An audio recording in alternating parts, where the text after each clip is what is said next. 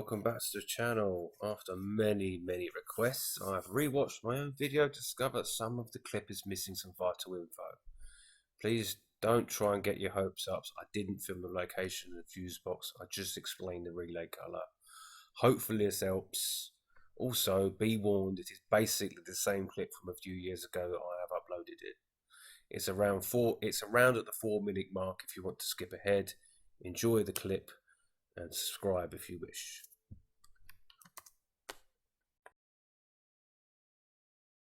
So we'll see, but this one is actually a pretty good one that I come across. It took me a while to find the problem, but I got there in the end.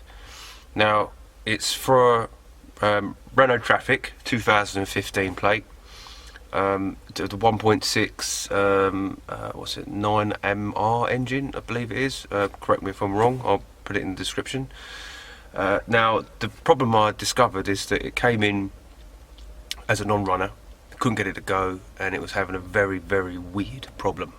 Now when you code read it, it wouldn't communicate with the ECU, it would communicate with the body control, but there was all sorts of problems that didn't really make any much sense. So I had to keep digging, keep looking, and keep going with it, because that's what you have to do.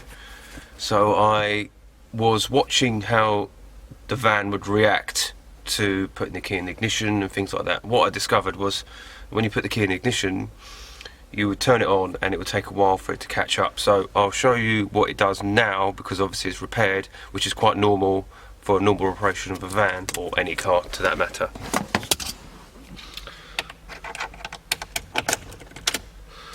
As you can see, it catches up nice and quick. Now that's obviously what it's meant to do on any vehicle. Now what was happening before is you turn the key and nothing would happen for say 2 or 3 seconds, and then it would all come back on. So you would then have to wait about 25 minutes, 30 minutes before you could actually start the vehicle. But what you had to do was this, it took me about 3 hours to work out how to do it. So you had to turn it on, leave it on for 25 minutes, and turn it off and turn it back on again, and everything will caught back up and it will all go back into sync, and you can turn the car on. So obviously that's no good, you can't keep doing that all the time, so I had to find out what the problem was. So I didn't know what the problem was, obviously the owner didn't know what the problem was, and it came from another garage as well, they didn't know what the problem was. So I sent away the ECU, the BSI, the dash and the key and everything to get tested. Turns out there was nothing wrong. So I kept looking and looking and looking, and I couldn't find it, and I had to keep talking to other people, because not a lot of people have worked on these cars before. Difficult for me to find anything. I had to go and back probe things and things like that, and it was very difficult to find it.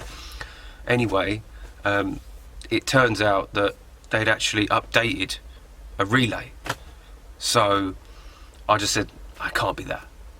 And they said, yeah, we've updated it. He says, it's the one, what colour have you got in your one? And I mentioned the colour, and he said, okay, yeah, well they've updated that colour now. I said, oh right, so they've updated the relay? They said, yeah. So I thought, okay, fair enough. Now, one of my colleagues has actually got a switchable relay that you can get from Mac Tools.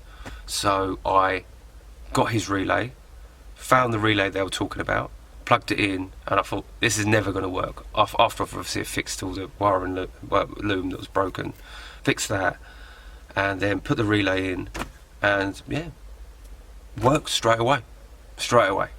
Now this could well be, I think that it had 2 secondary problems.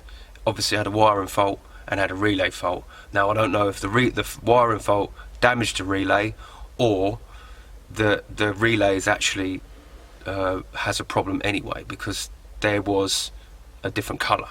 So the original one was blue, the one I put in there was grey or yellow. So that tells me that this has been a problem for a while, potentially. I don't know. Renault, Peugeot, Citroens, things like that, they normally update things when they find things wrong. So anyway, if you ever come across these problems, the problems you'll see is that dash will act weird, and it will take a while for it to catch up, and also you may see lines in the digital display where your odometer is. So if you come across something like that, you may have the same problem, you may not, but that's what we were having, and it turned out to be a relay fault, but also this one had a wiring fault as well. I thought I'd share my experiences with this one. This one took me a long time to discover it and you know, to fix it.